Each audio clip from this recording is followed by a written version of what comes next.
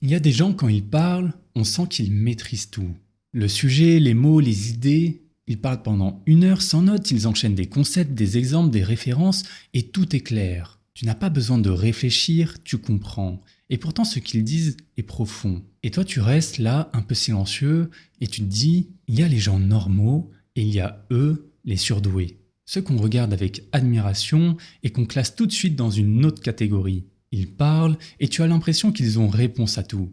Ils déroulent, ils analysent, ils t'éclairent comme si c'était évident. Alors forcément tu te dis, c'est le QI, c'est inné, ils doivent avoir un autre type de cerveau. Et tu te dis que ce niveau-là est inatteignable, enfin, c'est ce qu'on pense tous. Mais justement, ici on a voulu creuser. Pas pour rêver, pas pour critiquer, mais pour comprendre. Est-ce que c'est inné ou est-ce que c'est acquis? Et si c'est acquis, qu'est-ce qu'ils ont fait, eux, pour arriver à ce niveau de maîtrise? Et surtout, est-ce qu'on peut s'en approcher pour parler comme eux, pour penser comme eux, pour maîtriser autant qu'eux? Et pour répondre à ces 3 questions, voilà le vrai point de départ.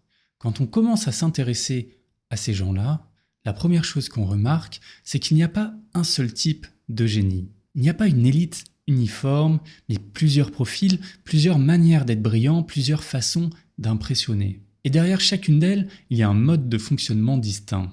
Une manière bien particulière de penser, de parler, de transmettre. J'ai réussi à en identifier 4. 4 profils, 4 chemins, 4 types de génie, et maintenant on va les découvrir ensemble. Le spécialiste répétiteur. Tu l'écoutes parler de son sujet, et là c'est fluide, c'est clair, c'est précis, il a des exemples pour tout, il anticipe les objections, il déroule son raisonnement comme un tapis parfaitement tissé, tu as l'impression qu'il maîtrise chaque recoin de la question, comme s'il avait exploré tous les angles, tous les pièges, tous les débats possibles. Et tu te dis, ce mec est un puits de savoir, il a tout compris, c'est un génie. Mais en réalité, ce que tu viens de voir, ce n'est pas une pensée éclair, c'est une pensée répétée. Il ne découvre rien en parlant, il rejoue une partition qu'il connaît déjà par cœur. Parce qu'il a dit ça des dizaines de fois, en cours, en conférence, en réunion, il l'a reformulé, ajusté, simplifié, affûté encore et encore. Chaque phrase est rodée, chaque analogie a été testée, chaque idée a été confrontée. Est-ce qu'il pense vite? Non.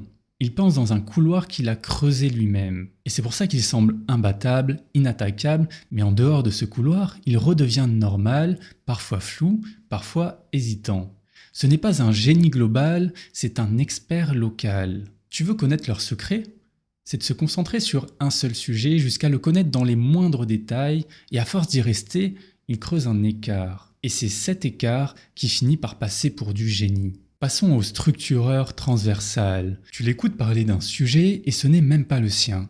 Et pourtant il déroule, il organise ses idées, il construit une pensée solide, presque naturellement. Tu changes de thème, il suit.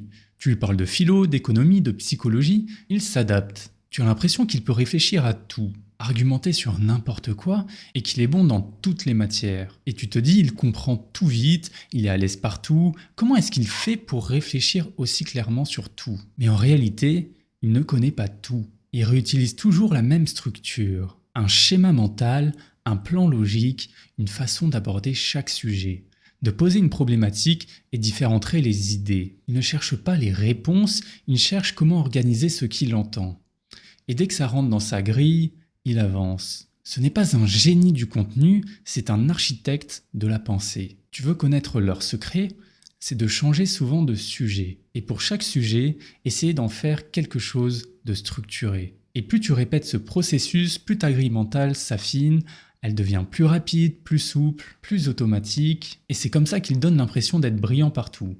Ils ne savent pas tout, mais ils savent comment organiser n'importe quoi. Le synthétiseur connecteur. Tu l'écoutes parler et en quelques phrases, il relie 2 idées que personne ne pensait associer.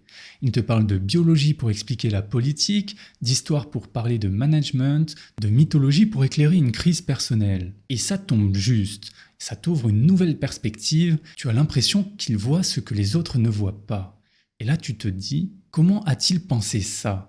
Ce parallèle est génial, il a une vision d'ensemble incroyable. Mais en réalité, il n'a pas inventé ses idées, il a puisé dans un stock mental très large et ensuite, il a juste repéré une ressemblance cachée. Il ne creuse pas en profondeur, il observe en largeur. Il sélectionne les concepts, les images, les principes et les garde en tête. Puis un jour, 2 idées s'alignent et tout le monde croit un éclair de génie.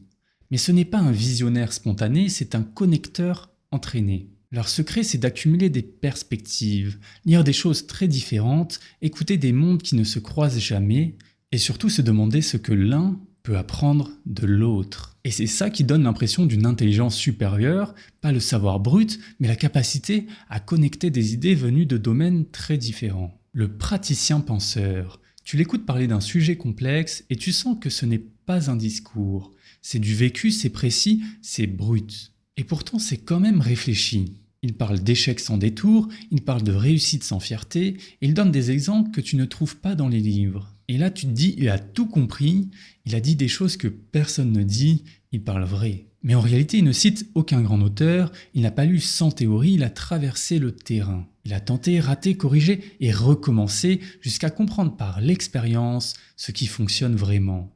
Il n'a pas cherché à briller, il a cherché à avancer. Et en avançant, il a affûté ses idées. Il a vu ce qui résistait à la réalité et ce qui tombait à plat. Ce n'est pas un penseur abstrait, c'est un faiseur lucide. Leur secret, ne jamais séparer l'idée de l'action.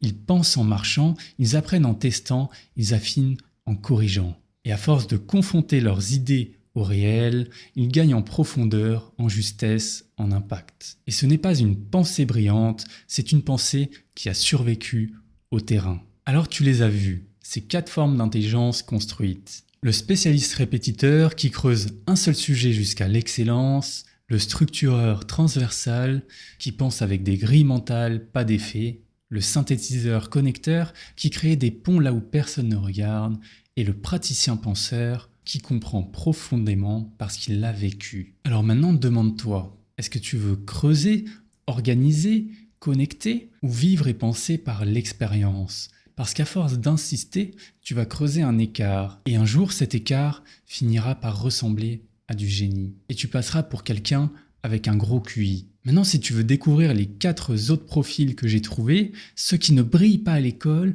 mais qui peuvent transformer ta manière de voir l'intelligence, alors fais marcher cette vidéo, parce que s'ils restent invisibles, c'est peut-être aussi parce que personne ne les montre.